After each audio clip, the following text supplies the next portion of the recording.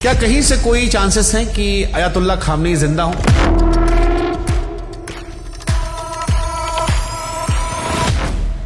क्या हम और आप अपनी इस लाइफ टाइम में दोबारा न्यूक्लियर अटैक देखेंगे? 100% देखेंगे। ये वॉर वर्ल्ड वॉर में तब्दील हो सकती है? वर्ल्ड वॉर तो होके ही रहेगा।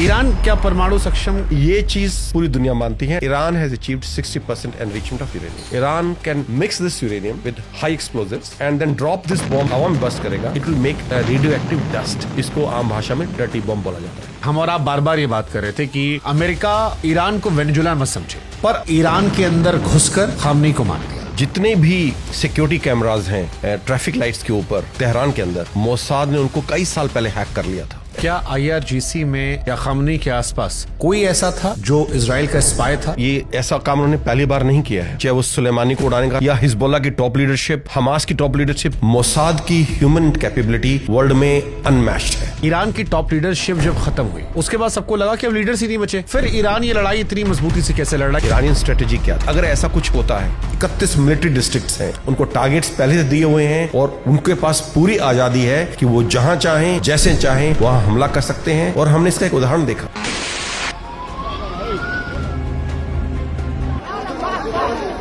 क्या ईरान बराबरी की लड़ाई लड़ रहा है? ईरान जीते, इजराइल जीते, अमेरिका जीते, एक चीज तय है, जो अमेरिकन एम्पायर है मिडिल ईस्ट में, वो हमेशा के लिए खत्म होगा। इसके एक थ्योरी चल रही है सर कि अमेरिका को ये वॉर बहुत महंगी पड़ रही है। आप अगर एक 20-25 हजार के ड्रोन को अटैक करने के लिए उससे 4 से 5 गुना ज्यादा मिसाइल यूज कर रहे हैं, तो यू डू द मैथ्स। लेकिन इजराइल ने इसका एक तोड़ निकाला है। दुनिया में बहुत सारे लोग कह रहे हैं कि अमेरिका इजराइल की लड़ाई लड़ रहा है। No one wants to fight for Israel. एक थ्योरी ये भी आ रही थी कि डोनाल्ड ट्रंप जो है वो कॉम्प्रोमाइज है इजराइल से। एप्स्टीन फाइल का भी जिक्र निकल कर आ रहा है। आज तक जितने अमेरिकन प्रेसिडेंट आए हैं, Israel had influence over all of them. तो आप ये कह रहे हैं कि अमेरिका में सरकार किसी की भी हो, सिस्टम इजराइल का होता है कि अमेरिका के लिए ईरान भी वियतनाम अफगानिस्तान जैसा हो गया? ट्रुप्स ऑन ग्राउंड आए तो उससे बदतर होगा।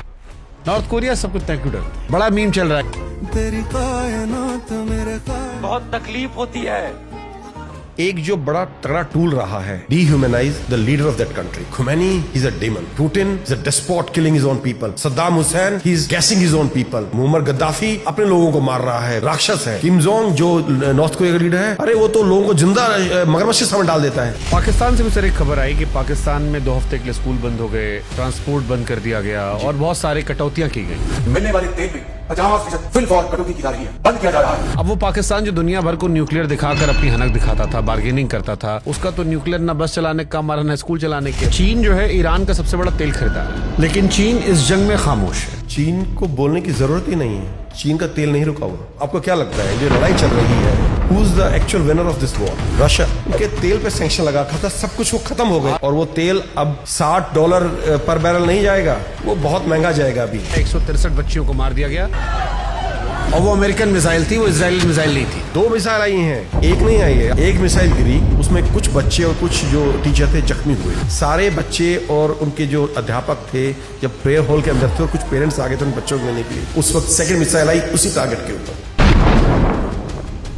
इंडिया का अभी भी न्यूट्रल स्टैंड ठीक है? इस बार हम खुल के आए हैं। जब मोदी जी ने भाषण दिया है, India stands with Israel firmly.